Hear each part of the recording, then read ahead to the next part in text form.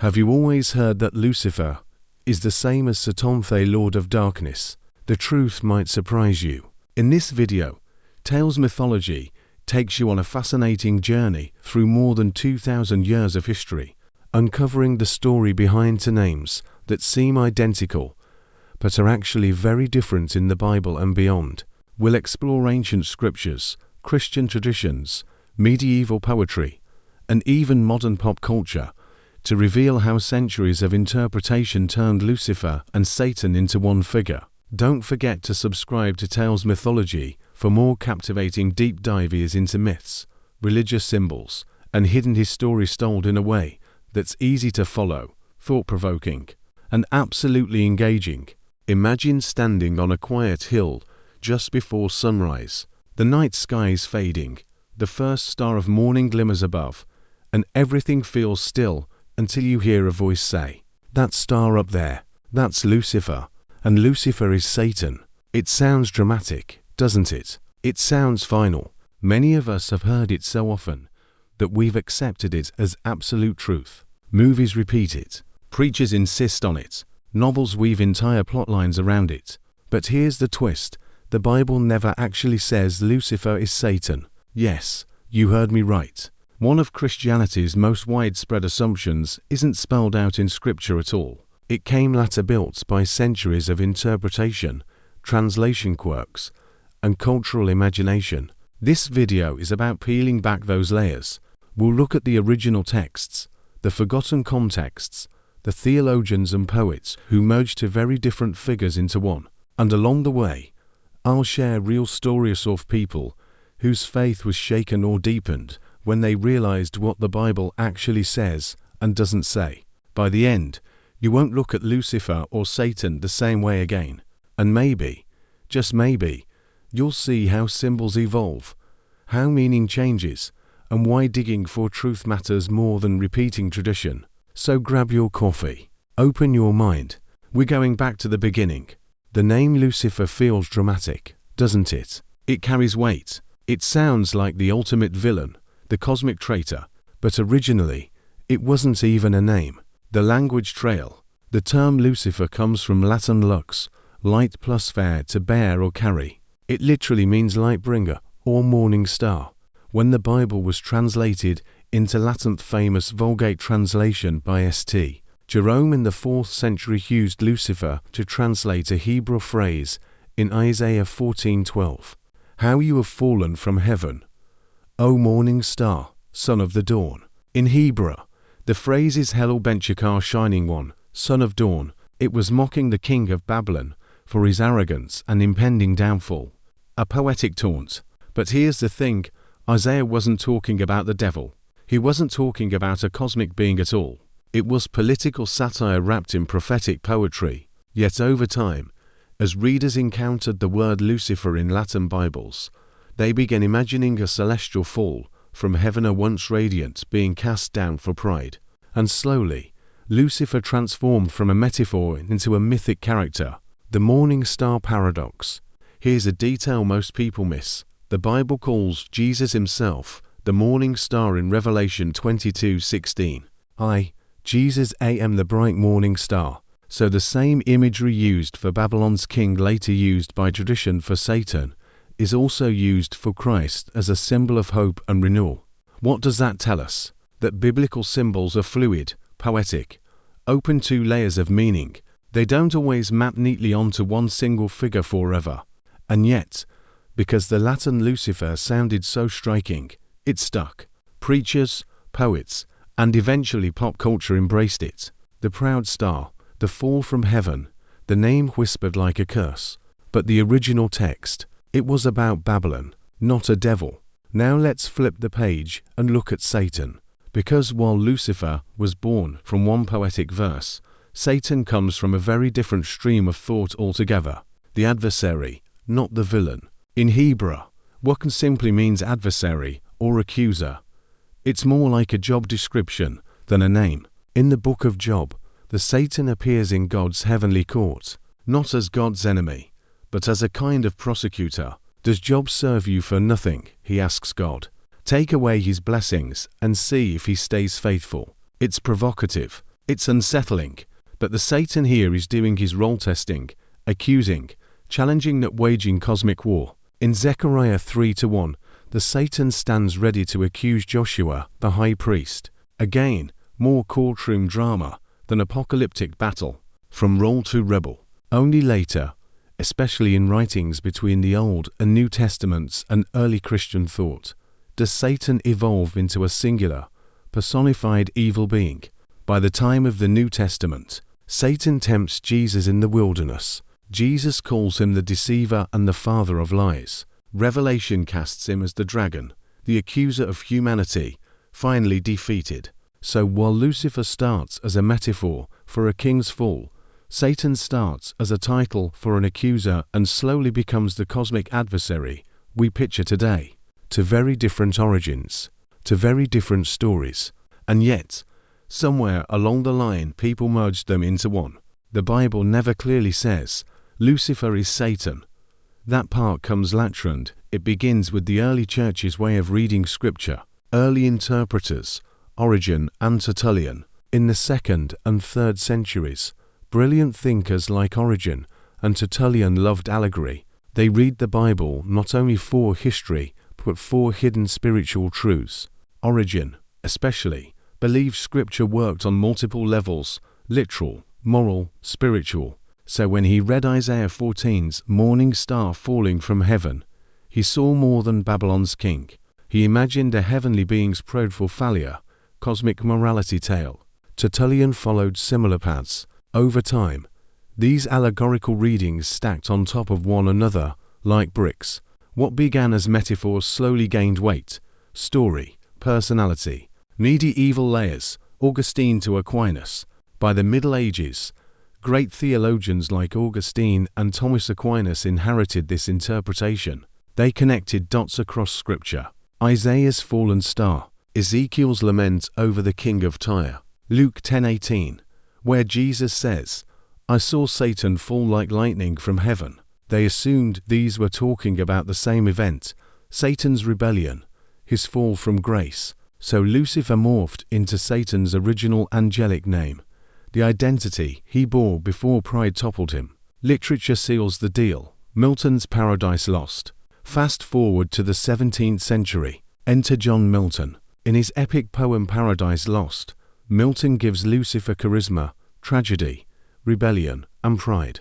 He becomes a Shakespearean figure, grand, defiant, unforgettable. Better to reign in hell than serve in heaven, Milton's Lucifer declares. Those words never appear in scripture, but in the Western imagination, they might as well have. From that point on, art, sermons, literature, and later Hollywood merged Lucifer and Satan completely. It felt ancient, it felt biblical, but it was tradition-led interpretation solidified by culture. Why it stuck? Why did people embrace this merger so quickly? Because it made sense emotionally. A glorious angel falls through pride, becomes the enemy of God and man. Pride leads to destruction. It preaches well. It paints dramatic pictures. It warns against arrogance. But it's still built on centuries of commentary, not the original text itself. Let me tell you about Maria. Maria grew up in a church where Lucifer and Satan were always the same. Sunday school lessons painted vivid pictures. Lucifer, the brightest angel, rebels. God casts him out. He becomes Satan, the tempter, the enemy. She never doubted it until college. Maria studied theology. One evening, reading Isaiah 14 in its Hebrew text for the first time, she froze. The words didn't say Lucifer. They said Hello Benchikar, morning star, son of dawn, and commentaries around her explained, this is about Babylon's king, not the devil. Her whole framework shook. Wait, she thought, so the story I've heard my whole life isn't directly in the Bible. 4 weeks, Maria wrestled. Had her pastors lied? Was everything up for debate? Eventually, she realized something important. Her faith wasn't collapsing, it was deepening. She learned to separate scripture itself from layers of tradition added later. Today Maria says, I still believe in spiritual evil, but I'm careful about what I call biblical truth. The text matters. Her story shows how this confusion affects real people, not just scholars or preachers, but anyone trying to build their faith honestly. If Maria's story shows the faith side, Jamal's story shows the cultural side. Jamal grew up on comic books, video games, and Netflix series like Lucifer. In his favorite game, Lucifer was the ultimate anti-hero, charming, witty, misunderstood. In movies, he was a fallen angel with tragic depth, almost noble in rebellion. So when Jamal finally read the Bible himself, he was shocked. Wait, Lucifer's barely in here. Satan shows up more. But where's this whole rebellion story? He realized much of what he believed came from literature, art, and pop culture, not scripture. Milton's Paradise Lost, Dante's Inferno, modern TV dramas painting Lucifer as suave and conflicted. These works shaped Western imagination more than many sermons ever did. And so today, millions picture Lucifer through Hollywood's lens, assuming it's biblical when it's mostly literary and cultural tradition. If early theologians planted the seed, John Milton gave it wings. Before Paradise Lost 1667, Christian tradition already linked Lucifer and Satan in theology. But Milton turned that link into literary myth so vivid, so unforgettable that for most readers, it became the story, the angel with a voice. In Milton's epic poem, Lucifer isn't just a name on a page. He speaks, he laments, he rebels with pride, but also with tragic grandeur. Better to reign in hell than serve in heaven. Those words never appear in the Bible, yet after Milton, they felt almost canonical. For centuries, readers absorbed Milton's version alongside scripture, often blurring the lines between theology and poetry. The Romantic era twist, later poets like Byron and Shelley even celebrated Lucifer as a symbol of heroic rebellion and intellectual defiance against tyranny. The fall became romanticized, light against darkness, freedom against authority, and so, Western imagination layered yet another interpretation over the text, Lucifer as tragic hero, Satan as defiant rebel. Neither portrait fully matches scripture, but culturally, they stuck like glue. Pop culture echoes. Fast forward to today. Netflix's Lucifer portrays him as witty, charming, morally complex. Comics and novels reinvent him as anti-hero rather than villain. Heavy metal bands sing of rebellion under his name. All of it echoes Milton more than Isaiah, more Dante than doctrine. It shows how literature can outpreach sermons when it comes to shaping imagination. Let's pause the cultural story. Let's return to the text itself because the Bible is where clarity begins. Isaiah 14:12, the morning star. The Hebrew phrase Helel Benchikar means shining one, son of dawn. Context: Isaiah mocks the arrogant king of Babylon, predicting his downfall. The imagery of falling from heaven. It's poetic trash talk, ancient Near Eastern style. Modern translations now render it morning star or day star rather than Lucifer, to avoid the centuries of confusion. Ezekiel 28:1219, the king of Tyre. Another royal lament. This king is called beautiful, wise, even described with Eden imagery. But again, it's metaphor for a human pride, not explicit teaching about an angelic rebellion. Luke 10:18 and Revelation 12. These passages mention Satan's fall. I saw Satan fall like lightning from heaven, Jesus says in Luke. Revelation shows a dragon, the ancient serpent, thrown down to earth. Here Satan, not Lucifer, becomes the cosmic enemy. So scripture itself never directly merges the two. That merger comes from interpretation, not explicit text. Despite centuries of scholarship, many modern sermons still teach Lucifer equals Satan as unquestioned fact. Why preachers repeat it? It's dramatic. A glorious angel falling makes for powerful storytelling. It warns against pride. Preachers use it as moral caution. Arrogance leads to destruction. It sounds ancient. Quoting Isaiah 14 with Lucifer feels weighty, authoritative, but few stop to explain the historical layers behind the name. I once visited a church where the pastor preached on Lucifer's rebellion for 45 minutes. He quoted Isaiah 14, added Ezekiel 28, described heavenly battles in vivid detail.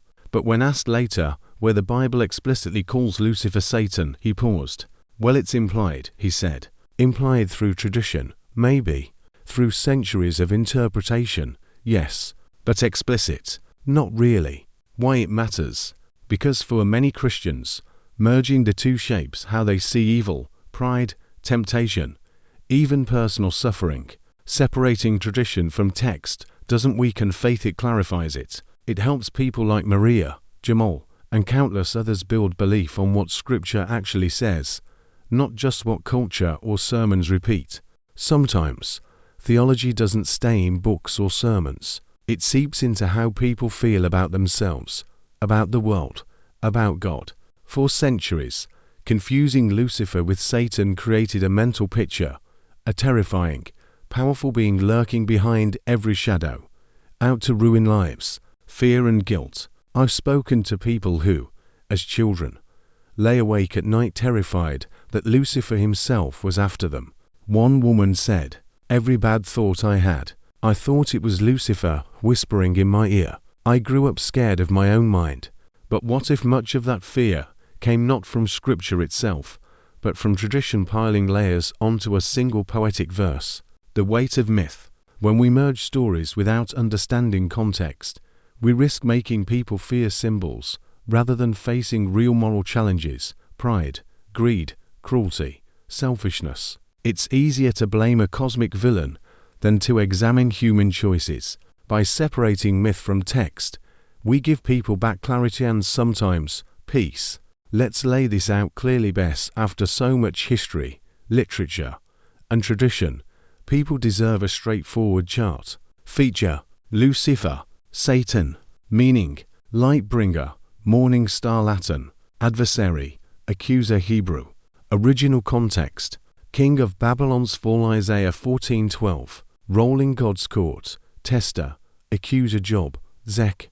Biblical development: rare, poetic metaphor, gradually personified as cosmic enemy. Later tradition, merged with Satan via early theologians, fully developed in New Testament and tradition. Cultural role, romanticized by Milton, pop culture anti-hero. Modern image of devil, tempter, deceiver. This table alone shows how two distinct ideas slowly fused into one over centuries. Let me share a story from a church I visited years ago. They planned a sermon series on spiritual warfare. Week 1, the fall of Lucifer. But during planning, a young seminarian named David asked, "Where exactly does Scripture say Lucifer and Satan are the same?" Silence. Some leaders pointed to Isaiah 14, others cited Revelation 12. But when they opened the texts, things weren't so clear. The debate, team tradition, argued centuries of church teaching couldn't be wrong. They quoted Augustine, Aquinas, Milton, and modern preachers. Team text said tradition matters, but context matters more. Isaiah mocked Babylon's king. Job's Satan was a prosecutor, not a rebel angel. It got heated at times. The outcome: in the end, they decided to preach both views. The traditional teaching many grew up with, the historical critical view separating Lucifer and Satan. The result: people didn't lose faith, they gained perspective. One member said afterward, "I used to fear Lucifer like a boogeyman. Now I realize the Bible talks more about human pride than about fallen angels." Sometimes, clarity brings freedom where confusion brought fear. We've covered ancient kings, medieval theologians, epic poets, modern preachers, and Netflix anti-heroes. But let's bring this home. What can we ordinary readers, believers, seek a stake from all this? Context is everything. Isaiah 14 mocked Babylon's king. Ezekiel 28 taunted Tyre's ruler. Neither passage names Satan explicitly. When we read Scripture without context, we risk fusing metaphors into monsters. Knowing the who, when, why behind each text saves us from centuries of confusion. Tradition isn't the enemy. Tradition preserves wisdom. It carries voices from the past. But tradition can also blur lines between text and interpretation. We honor tradition best when we understand it, not when we repeat it blindly. Symbols have power. Lucifer as a fallen light bringer, Satan as the accuser. These images shape how people imagine good and evil, pride and humility, temptation and grace. Separating the symbols doesn't weaken faith, it deepens it. It lets each symbol speak in its own voice. Questioning isn't doubting. When Maria discovered the original Hebrew, she questioned everything she'd been taught. But questioning didn't destroy her faith, it refined it. Sometimes faith grows strongest when it walks through honest questions instead of avoiding them. So here we are, after all the verses, all the centuries of commentary, all the sermons and poems and pop culture. What's the big takeaway? Key truths. The Bible never directly names Lucifer as Satan. Lucifer equals Babylon's king in Isaiah, a metaphor for pride and downfall. Satan equals the adversary, accuser, later the cosmic enemy of God and man. The merger. That's tradition, not original text. Why it matters? Because symbols shape belief, and belief shapes lives. Knowing where ideas come from frees us from fear, from superstition, from mistaking cultural myth for divine revelation. It also opens space for richer faith rooted in history, language, context, and humility before mystery. The big picture. Lucifer and Satan began as two different figures. Over centuries, tradition fused them. Today, we get to read scripture with fresh eyes, letting each story, each symbol, each metaphor speak in its own way. That's not losing faith. That's gaining depth. If this journey surprised you, share it with someone who grew up hearing the same old story. Leave a comment. What did you learn today? Hit like if you enjoy deep dives into faith, history, and meaning. Subscribe so you don't miss the next video. Remember, the real power isn't in the symbols themselves. It's in how we understand them, and how that understanding changes the way we live.